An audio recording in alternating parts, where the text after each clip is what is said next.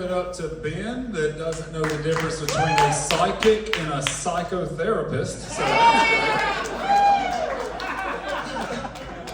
please feel to analyze my comedy because this is exactly how I feel in real life. So, give it up for the wait staff. If they keep bringing cradle drinks, they're going to get a new meaning for the word blind drunk.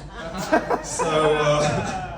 You know, I got this friend that stutters and he constantly wants to voice text me, and I'm like, I don't think here has 15 H's in it, dude. You know.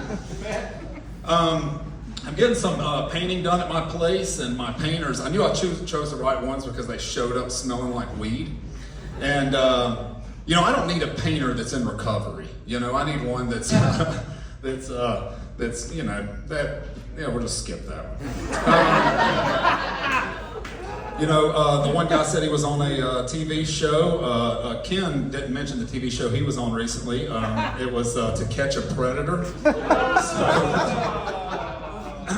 anybody here have AirPods? Anybody have AirPods? You ever lost one? Man, you know, like that euphoric feeling when you find that long lost AirPod. You know, I think that AirPods are kind of like hookers.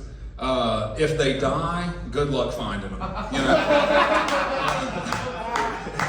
it's you know, you look at your Find My app and you're like, last seen on a deserted highway. What the fuck? You know, you always find them like some weird spot, like the trash. You know. Anyway, there was a guy that told me that I kind of seemed like I grew up with money, and I didn't grow up with money. You know, like I grew up pretty poor. You know, you might be poor if you make chocolate chip cookies out of saltine crackers and chocolate chips. You know?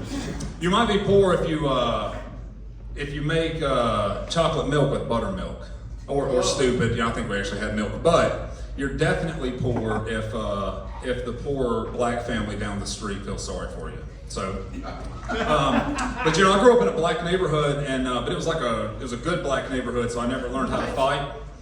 And my first introduction to black culture was me and my buddy Michon were throwing apples at cars, and we got caught. And his grandma came out, and she said that she was going to beat his black ass and my white ass.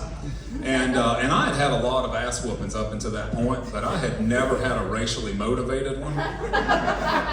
And so I made sure that I was on my best behavior around her. And you know, her thoughts on discipline is probably the reason that Michon sells houses and the white boys down the street break into them, you know? Well, look at some notes here, sorry. You know, a lot of people ask me like what my dad did for a living, and my dad was in insurance scams, and you know, he would do things like pay a pillhead a handful of pills to go wreck a car, or like burn our house down while we were at the fire department on a tour. My mom was real upset when we left the fire department and then they beat us home. So when he went to get insurance on the new place, I think the insurance guy was kind of on to him because he said that the only thing he'd give him was an act of God policy.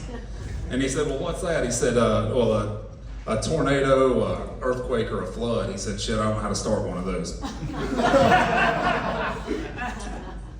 I saw a shirt recently and it said, don't lose sight. And I thought, man, that's not very considerate of the visually impaired community. And then I thought, fuck them, they're not going to see it anyway. You know, when I was leaving a comedy club a couple weeks ago, I saw a sign that said shades and blinds. And I thought that it was an upcoming comedy show in the Greenville area, because a bunch of those running around. Anyway, you know, if a lot of people will think that joke's ableist, but like I'm not an ableist, right? Like when I look at Cradle, I don't see a blind man. And when he looks at me, he doesn't see, well, hell, anything. But when I first saw Cradle, I didn't have any prejudice based on him being blind.